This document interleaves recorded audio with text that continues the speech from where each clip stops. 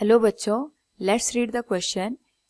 In equilibrium condition the rate of generation of electron whole pairs A is more than rate of recombination of electron and hole pairs.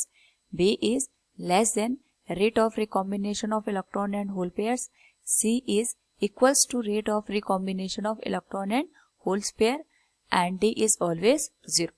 सबसे पहले हम बात करेंगे यहाँ पे की कॉन्सेप्ट की, which is carrier generation and recombination in semiconductor. तो यहाँ पे जब भी हम बात करते हैं सेमीकंडक्टर की, तो सेमीकंडक्टर में हमारे पास दो टाइप के चार्ज कैरियर होते हैं. एक तो होते हैं इलेक्ट्रॉन एंड दूसरे होते हैं holes. Due to these two charge carriers यहाँ पे हमेशा इलेक्ट्रिसिटी फ्लो करती है.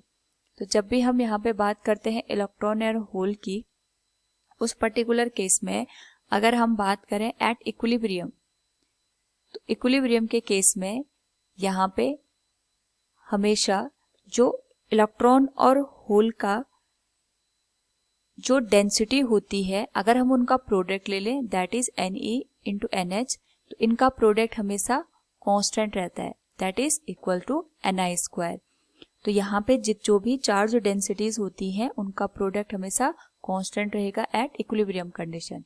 और यहाँ पे अगर इक्विलिब्रियम की कंडीशन है तो ये जो प्रोडक्ट है उसको कांस्टेंट रखने के एक तरीका होता है, दैट इज यहाँ पे जो रेट ऑफ जनरेशन होता है इलेक्ट्रॉन और होल पेयर का बनने का.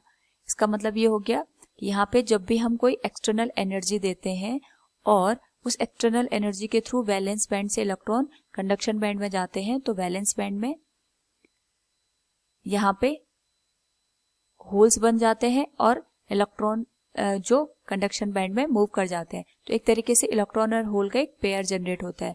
तो यहाँ पे जो rate of generation of electron hole pair होता है, that is equal to the rate of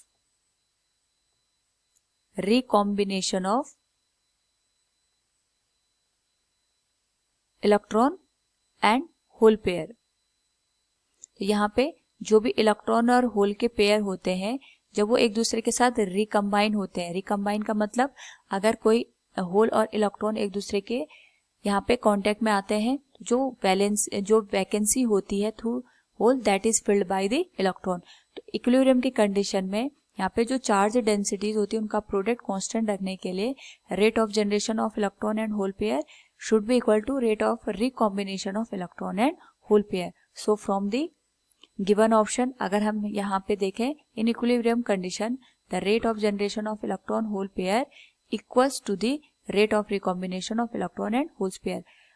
Hence option C will be the correct answer. Hope all you understood it. Thank you and best of luck.